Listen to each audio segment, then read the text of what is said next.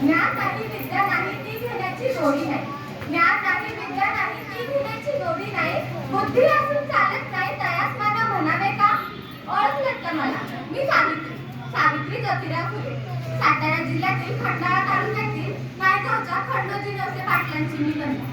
वयाच्या अवघ्या 90व्या वर्षी माझं लग्न ज्योतिबा फुले नावाच्या माणसाशी झालं. आणि हळूहळू मला कळायला लागलं की ज्या माणसाशी माझं लग्न झालंय तो काही साधा सुद्धा माणूस नाही, तर या जगाला ऊर्जा देणारा एक क्रांतीसूर्यच आहे. अहो, त्या काळी बायांनी उमरा वलंडायची पद्धत नव्हती.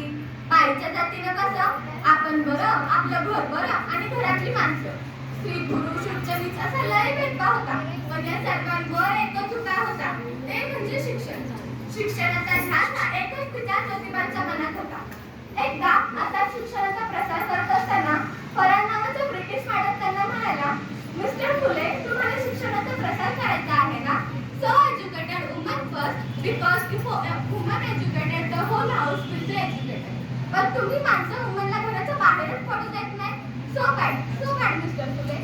झालं, ते घरी आले की माझ्याकडे काठी पेन्सिल घेऊन आणि मला म्हणाले, सावित्री, आजपासून काय तुला शिकवलं.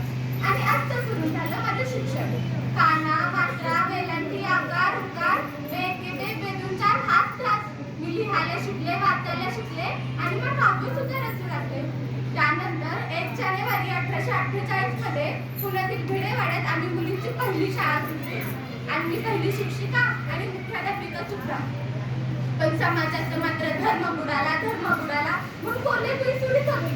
अहो, एखाद्या सर्वसामान्य माणसाने शिक्षण घेतलं तर कोणता धर्म बुडतो? इतका तकलाद असू शकतो का तो धर्म? धर्मासाठी माणूस असतो का माणसासाठी धर्म?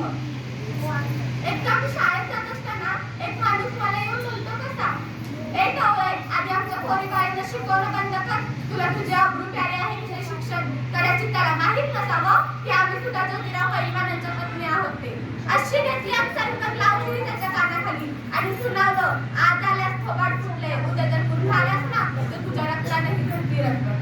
स्त्री कोणत्याही जातीची वा धर्माची असो, ती नेहमीच अत्याचाराला बळी पाडत आली.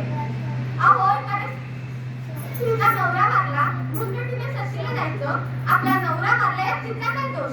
आणि यासाठीच आम्ही काम सुरू केलं. इंग्रज सरकारनं सतीबंदी प्रकाशन सुरू केलं, सतीबंदी सुरू केली. त्यानंतर आम्ही विधवा महिला काशीबाई हिच्या यशवंत नावाच्या मुलाला दत्तक घेतलं. त्याच्या दुडुदुडी पावलांनी आमच्या अंगात कसं फुलून जायचं. त्याला वाढवलं, मोठं केलं आणि डॉक्टरही बनवलं. अशातच पुण्यात प्लेगची साथ पसरली होती. राखेत गाठ घेऊन माणसं धडाधड मरू लागली होती. आम्ही त्या रुग्णांवर उपचार करत होतो. पण मुळीच प्लेग हा संसर्गजन्य होता ना, त्यामुळे कधी ना कधी तो आम्हालाही होणार होता. पण मुळीच आम्ही जगलोच समाजासाठीच ना, मग त्यासाठी जर मरण पत्करावं लागलं तर मरणार तुझं स्वागत आहे. अहो, सावित्रीची सावित्रीबाई झाली, सावित्रीबाईची मी सावित्रीबाईही झाले आणि बघता बघता आमच्या 18 शाळा झाल्या. सती प्रथा, केशवपण या सर्वांवर मात केली कारण आनंद होता तो आयाबाईंनी शिकण्याचा.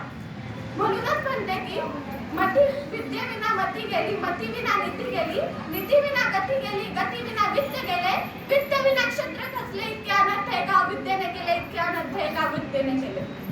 म्हणूनच सांगते मित्र,